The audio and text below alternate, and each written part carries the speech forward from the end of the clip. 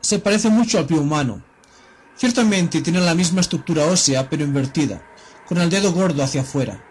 Son muy parecidos debido a un diseñador común.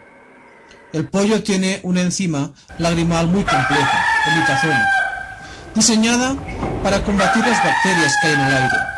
Bueno, eso es lo que necesitamos en nuestros ojos. Los lagrimales las producen para luchar contra las bacterias. Aquí es donde se aplica lo de la cerámica azul en el mural. Es una proteína muy compleja, no solo con una larga lista de aminoácidos, sino además doblados geométricamente de una forma muy compleja para que funcione correctamente. Si analizamos el antígeno A de la sangre, nos parecemos a las habas, y para colmo, si analizamos las hormonas cerebrales, nuestro familiar más cercano sería la cucaracha. Tenemos el mismo tipo de hormonas en el cerebro, muy complejas. Debajo de esta foto de la revista Discovery dice: no aplastes esa cucaracha, podría ser tu prima. Parece ser que la cucaracha y el hombre comparten la misma hormona cerebral. No similar sino común. Estamos viendo parecidos, pero que no están conectados por ramificaciones, sino que son como un mosaico, que nos indicarían que hay un diseñador común. No provienen de una genética común, de la misma parte del embrión. Se parecen, pero encajan en nuestro punto de vista, no en el del evolucionista.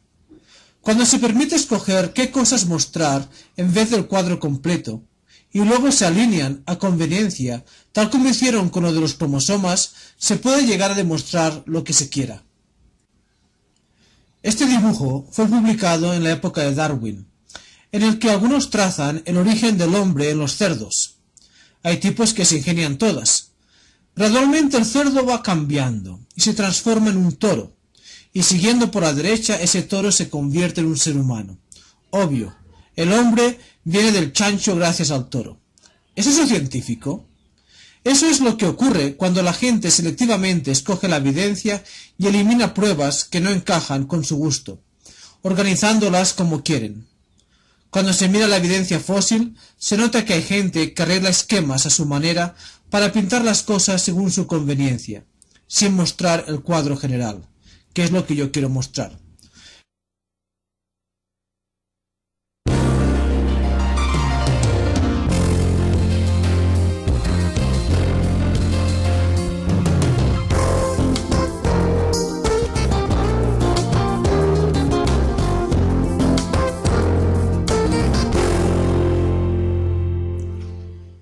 Hasta ahora hemos visto que la evidencia crítica del registro fósil favorece al modelo creacionista, en especial al comienzo, debido a que es repentino y complejo, sin la continuidad progresiva que el evolucionismo esperaría.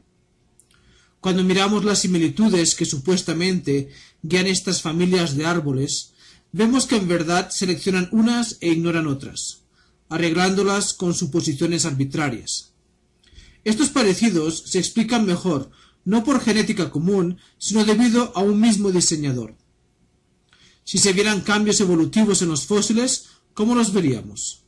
Se tendría que ver una serie de cambios de una especie a otra. ¿Pero qué es lo que vemos?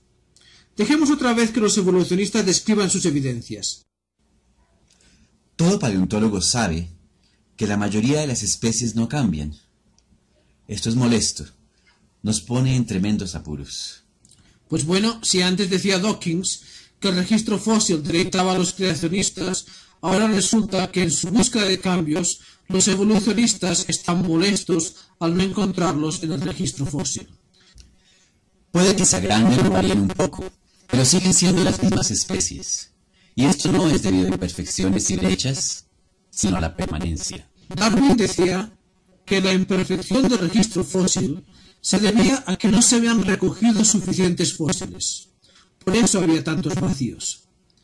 Pero dice que ese no es el motivo, porque ya hemos recogido miles de millones de ellos.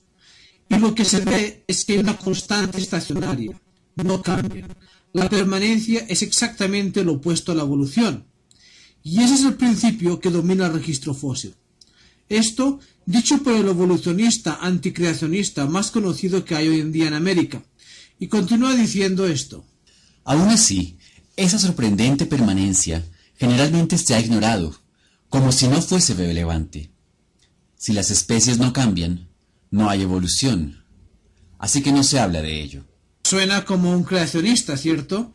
Pero él es el principal evolucionista anticreacionista que hay hoy en día. Luego dice: considero que el hecho más desconcertante del registro fósil es este fracaso en hallar un vector claro de progresos en la historia de la vida. ¿Cómo se debería probar la evolución? Pues mostrando un progreso en el registro fósil. Este fracaso en hallar un vector claro de progreso en la historia es el hecho más desconcertante del registro fósil. Por un lado, los creacionistas vemos esto, que es encantador, y que para los otros les es molesto, desconcertante y les confunde. Hemos buscado imponer un patrón que esperábamos encontrar en un mundo que en realidad no lo ha mostrado.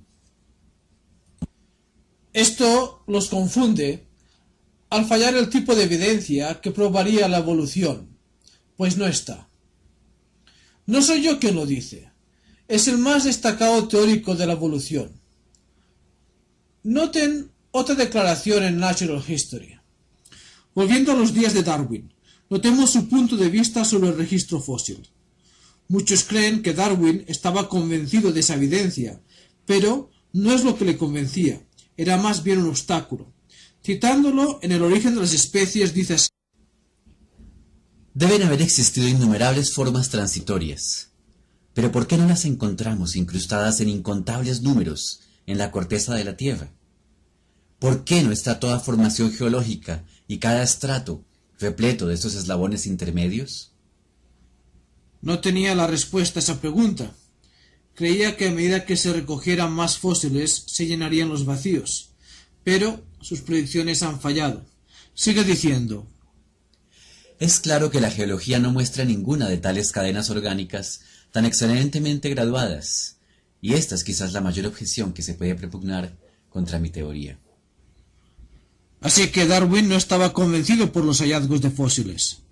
Él mismo reconoció que el historial de los fósiles era la principal objeción a su teoría, aunque predijo que ese vacío sería llenado. Algunos dicen: bueno, esa es una cita de hace más de un siglo y desde entonces hemos aprendido muchas cosas. Con el tiempo está todo más claro.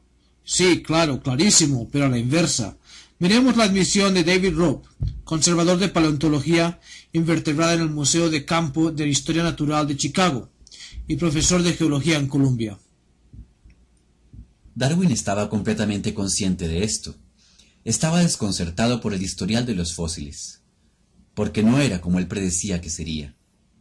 Bien, ya han pasado más de 120 años después de Darwin, y el conocimiento del registro fósil se ha expandido enormemente. Ahora disponemos de 250.000 de especies de fósiles. Sin embargo, la situación no ha variado mucho. Irónicamente, ahora tenemos aún menos ejemplos de transición evolutiva que en los tiempos de Darwin. Predijo que las cosas mejorarían, pero las predicciones han fallado. De hecho, han empeorado y específicamente menciona algunos de estos ejemplos que Darwin pensaba que estaban conectados y que no lo están. Por lo tanto, han disminuido con los años. Continúa diciendo que: con esto quiero decir que algunos de los ejemplos clásicos de transformación darwiniana en el historial de los fósiles, tales como la evolución del caballo de Norteamérica, han tenido que ser descartados o modificados como resultado de la información más detallada obtenida. ¿Y ya se nos ha informado de que había sido desechada y hubo de ser cambiada? Bueno, la evolución del caballo americano es uno de los clásicos ejemplos en todos los libros de texto. Pero aquí está un conservador de uno de los principales museos de fósiles en Estados Unidos, el que tiene probablemente más fósiles de todo el país, y dice que esa teoría ya ha sido desechada. Los entendidos en el asunto lo saben bien, pero siguen los libros de texto. La mayoría dirán que el que aparece primero en casi todos los diagramas no llevaba al caballo sino al Pilogippus. Todo depende de qué similitudes se esté mirando y lo que cada profesor arbitrariamente diga que fue en una dirección u otra. Básicamente, a uno le colocan caballos grandes, pequeños e incluso algunos con dedos en los pies. Colin Patterson, principal paleontólogo del Museo Británico de Historia Natural, el museo con más fósiles del mundo, se le cita en la revista Harper diciendo que ha habido una tremenda cantidad de historias, algunas más imaginativas que otras. El ejemplo más famoso aún se exhibe en el piso de abajo. Es la exhibición de la evolución del caballo, elaborada hace unos 50 años. Y que aún tienen allí en el museo. Este es un ejemplo del tipo de historias imaginativas que cuentan. Esta se ha presentado como verdad literal, en un libro de texto tras otro. Pues esto es muy lamentable, en especial porque las personas que montaron estas historias seguramente eran conscientes de lo especulativas que eran. Siguen los libros de texto. Es una historia lamentable según la persona quizás más entendida o de las más entendidas del mundo. Pero como vimos con lo de los dibujos de Haeckel, es muy difícil sacarlos de los libros de texto.